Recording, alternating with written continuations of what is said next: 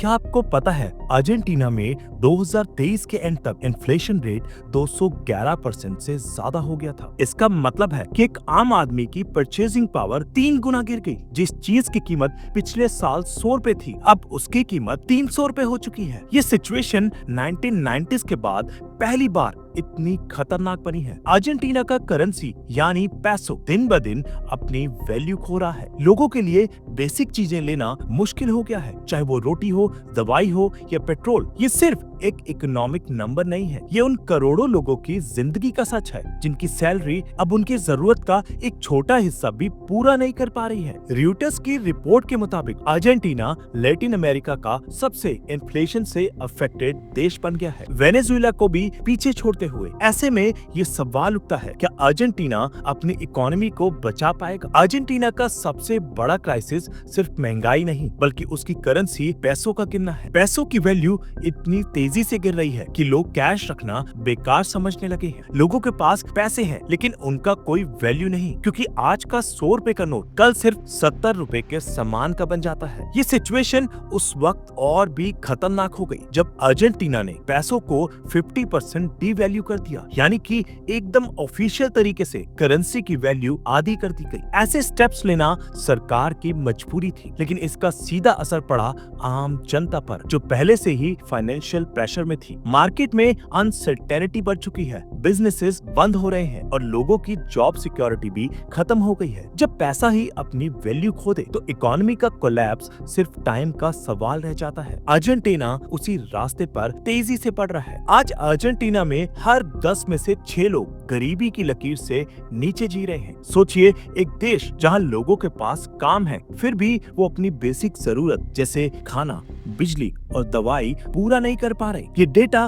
किसी छोटी एनजीओ का नहीं बल्कि अर्जेंटीना की ऑफिशियल पॉवर्टी रिपोर्ट का है। पहले लोगों के पास सेविंग्स थी, लेकिन अब इन्फ्लेशन ने उन्हें भी खा लिया है। महीने के पहले हफ्ते में सैलरी मिलती है और दूसरे हफ्ते तक उसकी वैल्यू आधी हो जाती है। कई फैमिलीज अब चैरिटी ऑर्गेनाइजेशंस और फ्री फूड बैंक्स पे डिपेंडेंट हो चुकी हैं। बच्चों की स्कूलिंग रुक गई है, मेडिकल ट्रीटमेंट पोस्टपोन हो रहा है और मेंटल हेल्थ क्राइसिस भी बढ़ रहा है। जब देश का मिडिल क्लास टूटने लगे तो समाज पे अनरेस्ट की हवा बन जाती है और आज अर्जेंटीना उसी क्रिटिकल स्टेज पर खड़ा है। आज अर्जेंटीना में हालात इतने खराब हो चुके हैं कि कई लोग सड़कों पर कचरे के डब्बों में से खाना ढूंढने पर मजबूर हैं। रॉयटर्स की ग्राउंड रिपोर्ट के मुताबिक बुएनस आयर्स जैसे शहरों में भी लोग फूड वेस्ट से अपने पेट की आग बुझा रहे हैं। ये सिर्फ भूख का नहीं, डिग्निटी का भी क्राइसिस है। सुपरमार्केट के शेल्फ्स पर चीजें भरी हैं, लेकिन लोगों के पास उन्हें खरीदने के लिए पैसा नहीं। जिस मिडिल क्लास ने कभी कॉफी शॉप्स में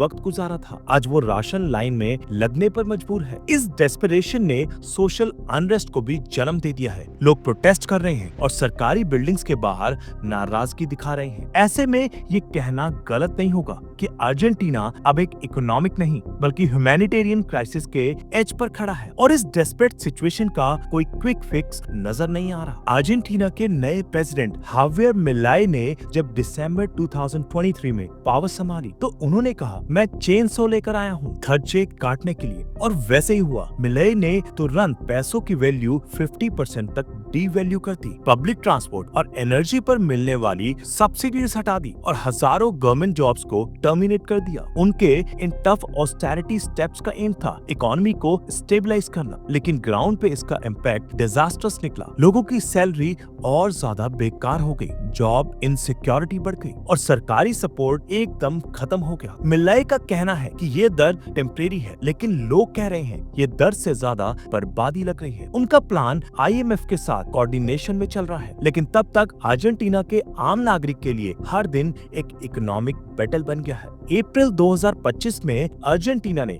आईएमएफ के साथ $20 बिलियन का extended fund facility agreement sign किया। इस डील का मकसद है कंट्री के फॉरेन एक्सचेंज रिजर्व्स को रीबिल्ड करना और इकोनॉमी को एक नए डिसिप्लिन में लाना। लेकिन इस डील के साथ आई है कुछ कड़वी शर्तें, जैसे फिस्कल टाइटनिंग, सब्सिडीज का खात्मा और पब्लिक स्पेंडिंग पर लगाम। आईएमएफ के सपोर्ट के साथ अर्जेंटीना ने अपना इकोनॉमिक मॉडल रीस्ट्रक्चर करना शुरू किया है, लेकिन जनता के लिए इसका मतलब है और ज्यादा महंगाई और कम सरकारी सहायता। आईएमएफ की पॉलिसीज पे पहले भी कई डेवलपिंग देशों में बैकलैश हुआ है, क्योंकि शॉर्ट टर्म पेन हमेशा ग्राउंड लेवल पे होता है और रिकवरी का प्रॉमिस सिर्फ डॉक्यूमेंट्स में। आज अर्जेंटीना आईएमएफ के सहारे चल रहा है, लेकिन लोगों का भरोसा टूट चुका है। क्या ये पैकेज देश को डूबने से बचा पाएगा या फिर आईएमएफ के रिफॉर्म्स और ज्यादा तकलीफ ले आएंगे? ये एक ऐसा सवाल है जो हर अर्जेंटाइन हर दिन अपने मन में पूछ रहा है। जब अर्जेंटीना ने पैसों को 50% डीवैल्यू किया, तब सरकार ने एक और बड़ा कदम उठाया, करेंसी सिस्टम को फ्लेक्सिबल बैंड में शिफ्ट कर दिया। इसका मतलब ये है कि अब पैसों एक फिक्स्ड वैल्यू पर नहीं बल्कि एक डिफाइंड रेंज में फ्लोट करेगा, जिसे मार्केट फोर्सेस कंट्रोल करेंगे। इस मूव का एम था फॉरेन इन्वेस्टर का ट्रस्ट वापस लाना और ब्लैक मार्केट करेंसी रेट को रोकना। ये एक रिस्की लेकिन जरूरी डिसीजन था। पिछले कुछ महीनों में पैसों की स्टेबिलिटी थोड़ी इंप्रूव हुई है, लेकिन वॉलेटिलिटी अभी भी हाई है। गवर्नमेंट का कहना है कि ये स्टेप लॉन्ग टर्म में इन्वेस्टर कॉन्फिडेंस बढ़ाएगा और डॉलर रिजर्व्स को सिक्योर करेगा, लेकिन लोग अब भी कॉशियस हैं। करेंसी के फ्लक्चुएशंस का सीधा इम्पैक्ट होता है उनकी डेली लाइफ पर। पेट्रोल, इंपोर्ट गुड्स और बेसिक आइटम की प्राइसेस अभी भी अनस्टेबल हैं। इस करेंसी रिफॉर्म से कुछ रिलीफ मिला है। अर्जेंटीना की इकोनॉमी को अभी भी एक सस्टेनेबल रिवाइवल की जरूरत है। लंबी अंधेरी रात के बाद क्या अर्जेंटीना के लिए सुबह का उजाला आने लगा है? 2025 के शुरुआत में कुछ एक्सपर्ट्स का कहना है कि इन्फ्लेशन रेट में